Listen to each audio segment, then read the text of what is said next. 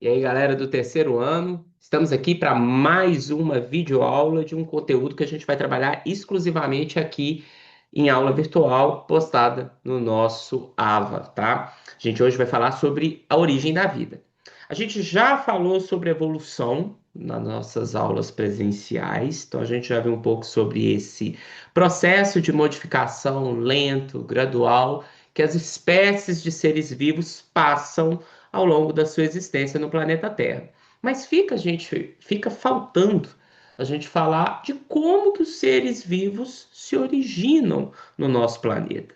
Principalmente como que surgiu o primeiro ser vivo a ocupar o planeta Terra. Então essas duas videoaulas, essa primeira que nós estamos começando agora e a próxima, lembrando que eu sempre digo, não adianta você assistir uma e não assistir a outra, a matéria é completa, vai cair tudo na nossa próxima prova. Então, assiste as duas videoaulas. A gente vai explorar bastante as teorias que perduraram na história sobre a explicação da origem dos seres vivos e depois a gente vai falar um pouquinho sobre a origem dos primeiros seres vivos no planeta Terra, tá?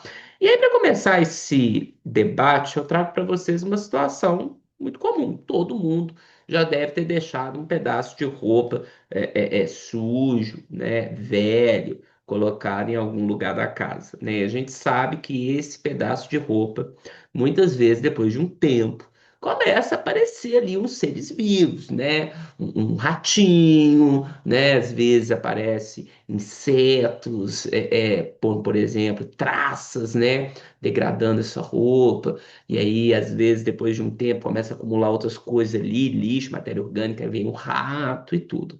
E isso acontece na história da humanidade desde a antiguidade. Então, desde a antiguidade, muitas pessoas acreditavam no que a gente chama de abiogênese, ou seja, a geração espontânea dos seres vivos. O que significa essa linha de pensamento? Para as pessoas que acreditavam na biogênese, os seres vivos surgem da matéria inanimada, ou seja, os seres vivos surgem de elementos não vivos. E essa ideia perdurou desde a antiguidade até meados do século XIX, né? E muitas vezes, umas situações como, por exemplo, a gente sabe que a partir de regiões pantanosas aparecem organismos, né? Como sapos, crocodilos, cobras. Então, para as pessoas que acreditavam na biogênese, né? Se acreditava que os sapos, cobras e crocodilos que apareciam nessas regiões pantanosas podiam surgir pela transformação do lodo, né? Então, a partir do lodo, o lodo ia se transformando, né? Então, primeiro surgiu o lodo nessa região pantanosa, depois o lodo se transformava em animais que eram encontrados ali. E também a gente sabia que em algumas regiões costeiras, em troncos, né, apareciam cracas, né, a partir do tronco, que é uma coisa sem vida, essas cracas iam se transformando, se modificando, e aí depois elas se transformavam em aves. Então, veja, os seres vivos se originam da matéria inanimada. É essa a linha de pensamento para explicar a origem dos seres vivos por abiogênese, ou geração espontânea. Do outro lado, a gente tem a biogênese, que é a linha de raciocínio que explica o quê, gente? Que todo ser vivo surge de seres vivos pré-existentes. E o processo biológico que permite um ser vivo pré-existente dar origem a um novo ser vivo por biogênese é o processo de reprodução biológica. Então, as pessoas que acreditam na biogênese acreditam que todo ser vivo surge de outro pré-existente e é através do processo de reprodução.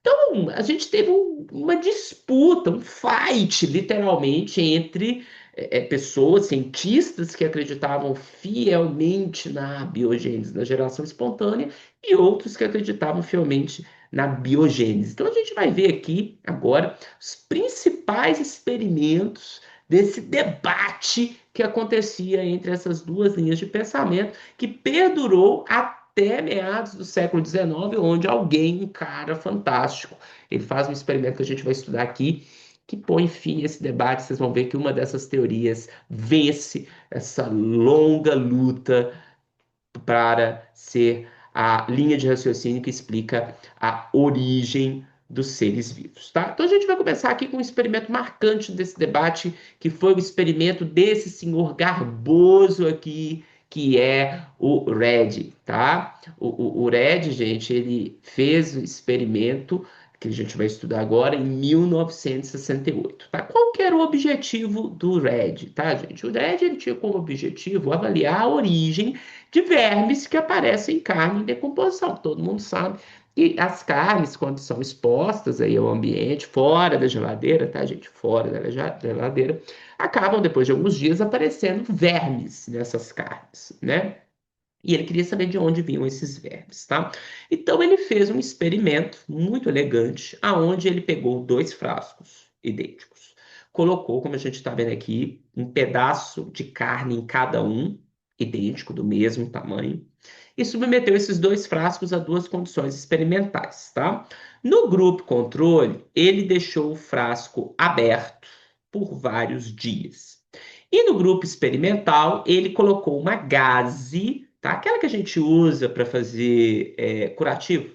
Ele tampou a boca do frasco com uma gaze que impedia o acesso das moscas à carne que estava dentro do pote. E deixou esses dois potes, o aberto e o fechado com gás, no mesmo local, submetidos às mesmas variáveis controladas, tempo, temperatura e o local. E a variável experimental que ele estava avaliando é se a gaze evita a entrada das moscas, né? Ou melhor, ela evita a entrada das moscas, mas o que ele queria avaliar é se essa entrada das moscas é que diferia, se iam aparecer vermes nessa carne e se iam continuar aparecendo vermes na carne aberta, aquela que tinha acesso às moscas, tá? Bom, se a abiogênese, a teoria da geração espontânea, fosse correta, a gente ia encontrar larvas nas duas condições testadas, porque as larvas iriam surgir espontaneamente a partir da carne, que é algo inanimado. Porém, se a biogênese se provar correta, a gente teria a presença de larvas apenas do frasco aberto, porque as larvas seriam originadas dos ovos depositados nas moscas através do seu processo de reprodução. Como este pedaço de carne não tinha contato com a mosca, não tinha como a mosca depositar ovos. Então, se a biogênese estivesse certa, a gente ia encontrar a larva no frasco aberto e não ia encontrar larva no frasco fechado. Agora, se a biogênese estivesse correta, nós encontraríamos larvas nos dois frascos, porque a larva viria espontaneamente da carne. Bom, depois de alguns dias, Red foi observar os seus frascos e voilá! Qual foi o resultado do experimento? A gente encontrou larvas no frasco aberto, como a gente está vendo aqui, mas nós não encontramos nenhuma larva no frasco fechado. E aí, Red provou que a biogênese estava correta, ou seja, para as larvas aparecerem, era necessário o processo reprodutivo das moscas, o contato das moscas com a carne, para que na carne aparecessem larvas. Biogênese 1-0. Bom, o problema é que o Red, mesmo provando que as moscas é que davam origem aos vermes na carne, ele acreditava que em algumas outras situações os vermes surgiam espontaneamente, como por exemplo dentro do intestino humano. Ele não associou que os vermes que nós podemos apresentar no nosso intestino vinham de alimentos contaminados e do processo reprodutivo de vermes que estavam parasitando outros indivíduos, como a gente viu no segundo ano do ciclo de várias doenças, como teníase, cisticercose e outras verminoses. Então, essa prova do Red a favor da biogênese não convenceu muita gente. Seguindo na nossa linha de história, a gente vai andar quase 100 anos para frente e vamos para o ano de 1748, depois da invenção do microscópio. Bom, e aí a gente vai falar sobre os experimentos de Needham, este senhor garboso aqui, ó. Needham fez experimentos para avaliar a origem de micro-organismos em um caldo nutritivo, tá?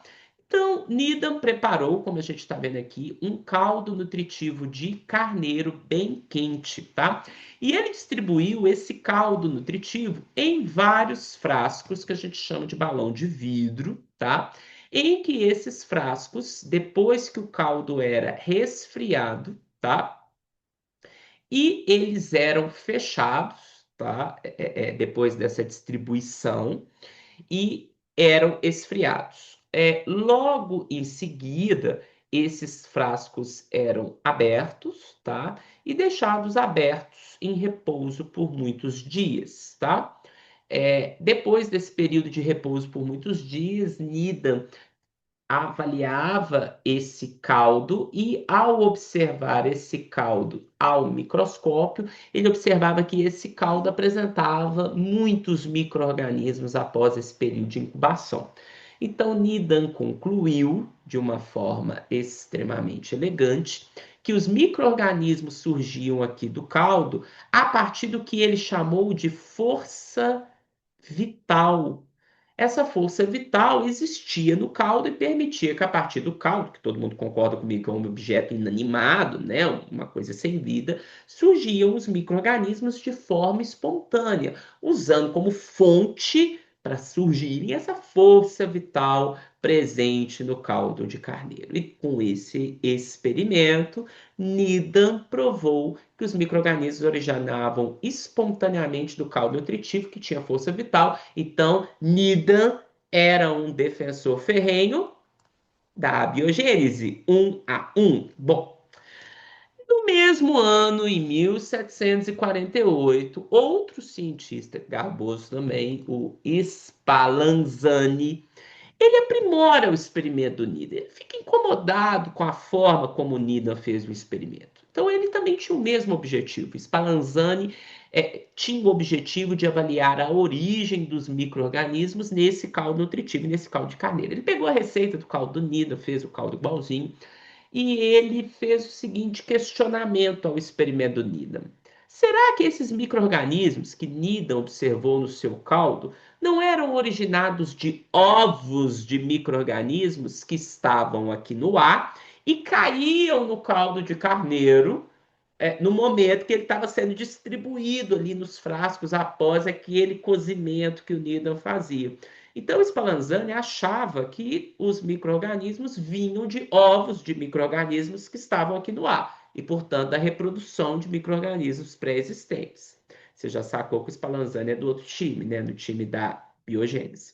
Bom, então o que o Spallanzani melhorou na cabeça dele, né? O experimento do Needham. Ele fez o caldo de carneiro com a mesma receita lá, aqueceu as coisas, fez o caldinho. Mas o Spallanzani já sabia naquela época que a fervura era um processo que eliminava micro-organismos de um determinado material. Então ele literalmente ferveu o caldo nutritivo após o cozimento e a confecção dele. Na cabeça dele, ele eliminava qualquer micro-organismo que porventura já estivesse caído nesse caldo originado dos ovos que estavam dispersos no ar. E o Spallanzani, após a fervura, durante a fervura, ele fez um fechamento que a gente chama de fechamento hermético, que impede qualquer contato de um frasco fechado com o ar do ambiente. Para isso, ele fez um processo de aquecimento, tá? Aqui da região da boca do balão de vidro com um jato de fogo, como a gente está vendo ali, e aí a tampa que ele colocou ficou colada, então ele fez um fechamento hermético, tá, desses caldos. E depois que os caldos eram fechados hermeticamente, ele deixou esses caldos fechados, incubados por muitos dias, tá? E aí, quando ele abriu o caldo e observou esse caldo incubado, fechado hermeticamente por muitos dias, ele não viu nenhum micro-organismo. Então, em teoria, o caldo por si só não teria condições de dar origem a micro-organismos. Mas ele, então, abriu o frasco e deixou esse frasco aí em contato com o ar depois, e só depois do contato com o ar é que ele permitiu a detecção de micro-organismos no caldo nutritivo. Então, o nosso querido Spallanzani provou que Os micro-organismos do caldo só se originariam de outros micro-organismos pré-existentes no ar, dos ovos. Então, Spallanzani era um defensor da biogênese. Bom, e aí a gente tem uma situação aqui de uma luta, né? A gente tem uma luta ferrenha entre o que o Needham fez e o que o Spallanzani fez em 1748, né? Cada um aqui defendendo uma corrente de pensamento. Você entendeu que Needham era defensor da abiogênese, Spallanzani era defensor da biogênese. E como que foi esse debate aqui entre os dois que fizeram experimentos muito semelhantes? Nida argumentou que a fervura feita pelo Spallanzani destruiu a força vital existente no caldo de carneiro e por isso que a vida não surgiu no caldo fervido. Além disso, a ausência do contato do ar do caldo com a ausência do contato entre caldo e ar, que foi causada pelo fechamento hermético que o Spallanzani fez, também impediu que essa força vital do caldo se manifestasse e permitisse o surgimento espontâneo dos seres vivos. Por outro lado, Spallanzani defendeu que o aquecimento feito pelo Nida, que não era uma fervura, era só um aquecimento durante a confecção do caldo de carneiro, não era suficiente para destruir os ovos de micro-organismos que caíam do ar ali no caldo durante o momento da confecção. E, portanto, esse caldo do Nida sempre estava contaminado com micro-organismos pré-existentes. E aí esse fight aqui ficou na comunidade científica aí do século XVIII até o glorioso ano de 1860, onde um microbiologista muito famoso por outros achados que a gente sabe da literatura, o Pasteur, ele fez um experimento extremamente elegante que pôs fim a essa luta entre a biogênese e a abiogênese. Ele repete o experimento feito por Nida Spallanzani, mas ele usa um balão de vidro diferente. Ele usa um balão de vidro associada ao que a gente chama de pescoço de ganso, né? Que é essa estrutura aqui, tá, gente? Então, isso daqui, ó, é o que a gente chama no laboratório de pescoço de ganso, associado a um balão de vidro. Então, nós veremos que o Pasteur, em 1860, meados do século XIX, ele faz um experimento utilizando essa vidraria e ele põe fim a essa disputa entre a teoria da abiogênese e da biogênese. Tá? Então vamos ver como que foi o experimento Pasteur utilizando. Ele, de novo, avalia a origem dos micro-organismos em um caldo nutritivo, usando balão de vidro com pescoço de ganso, pescoço de cisne. Tá? Então vamos ver como que é esse experimento. Então, novamente, ele pegou dois balões de vidro com o pescoço de cisne e distribuiu caldo nutritivo nesses dois balões. Ele fez a fervura dos balões, contendo caldo nutritivo, bem fervidinho. Então, ele destrói qualquer micro-organismo, ovo de micro-organismo que estava nesses caldos. E após o esfriamento dos caldos, ele quebra o pescoço de vidro de um dos frascos, mas deixa o pescoço de cisne intacto no outro frasco. O que acabou acontecendo? O frasco que teve o pescoço de cisne quebrado teve contato direto com o ar atmosférico, que estava cheio de pó, que estava cheio de ovo de micro-organismo. Enquanto que nesse outro frasco aqui, que teve o pescoço de vidro intacto, através da condensação do vapor de água, formou-se aqui um pouco de líquido, né? Água na forma líquida.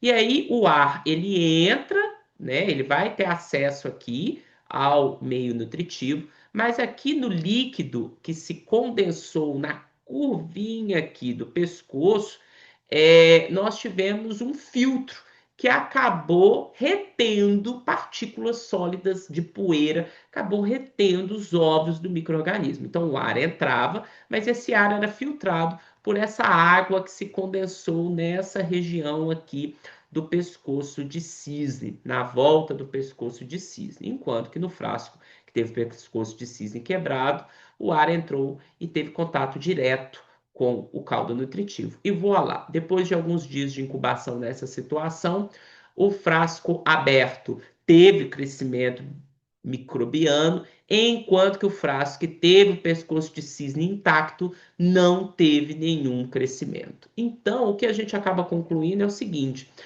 a força vital não foi completamente destruída, porque o ar teve contato, então a gradou unida, né? Então, ó, teve ar aqui em contato com o caldo, então a força vital foi mantida. Mas nós percebemos que a ausência do contato com as partículas de poeira do ar não permitiu o crescimento de micro-organismos nessa situação. E apenas quando o caldo tem contato direto com o ar é que o crescimento acontece. Ok? Então a força vital não foi destruída, mas a necessidade de contato com a partícula de poeira do ar era fundamental para ter o crescimento microbiano. Portanto, Pasteur comprova, sem nenhuma sombra de dúvida, que a biogênese é a correta e que os micro-organismos do caldo só se originam quando ele tem contato direto com as partículas de poeira do ar, ou seja, de ovos, porque eles não sabiam que eram de bactérias ainda, né, existentes no ar. Gente, bom, 1860, portanto, a biogênese foi aceita e a abiogênese foi enterrada definitivamente. Hoje ninguém acredita na geração espontânea de micro-organismos ou de qualquer outro tipo de ser vivo. Mas o século XIX, portanto, lançou um novo dilema, uma nova questão. Portanto, tá, todo ser vivo vem de um ser vivo pré-existente através do processo de reprodução. Beleza, mas a pergunta que começou a ser feita é: como surgiu o primeiro ser vivo do planeta Terra? Então, esse é um questionamento que ainda está em resposta, e nós veremos então algumas teorias que foram aqui propostas para explicar a origem do primeiro ser vivo do planeta Terra. E aí a gente começa com as teorias, a ideia do criacionismo, que a gente já estudou lá no início da matéria de evolução. Para o criacionismo, seres vivos foram criados por uma divindade no momento em que o planeta Terra também foi criado. E para os defensores do criacionismo, não existe evolução biológica. Então, os seres vivos existem no planeta da forma que eles existem hoje, da forma como eles foram criados lá no momento da criação divina. Não estou aqui para falar que o criacionismo está certo ou errado, mas ele é baseado em fé, ele é baseado em livros religiosos e não tem formas de comprovação científica, tá? Por outro lado, a gente tem a linha de raciocínio da origem extraterrestre, ou o que a gente chama de panspermia cósmica.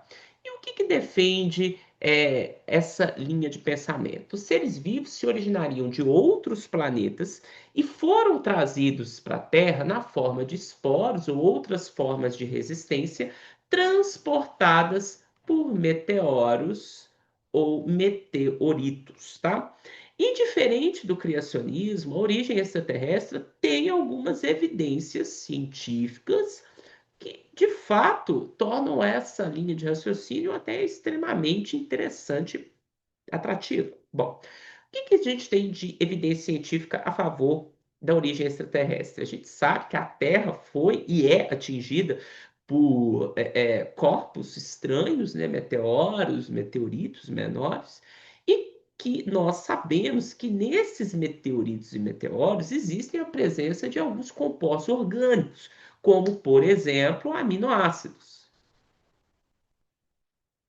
Então, essa via de transporte através de meteoros, meteoritos, pode explicar sim a origem ou o aparecimento de aminoácidos e outras pequenas moléculas orgânicas no planeta Terra, né? Então, é, talvez o pessoal da panspermia acredite que se não vieram por meteoritos, talvez os primeiros seres vivos do planeta Terra se originaram dessas moléculas orgânicas que podem e são transportadas por meteoritos e vieram de fora do planeta. E a gente sabe que fora do planeta Terra existem sim moléculas orgânicas como os aminoácidos. Então, os seres vivos talvez poderiam ter vindo prontos nos meteoros e transportados em formas de resistência, como os esporos que a gente vê em vários organismos, ou esses seres vivos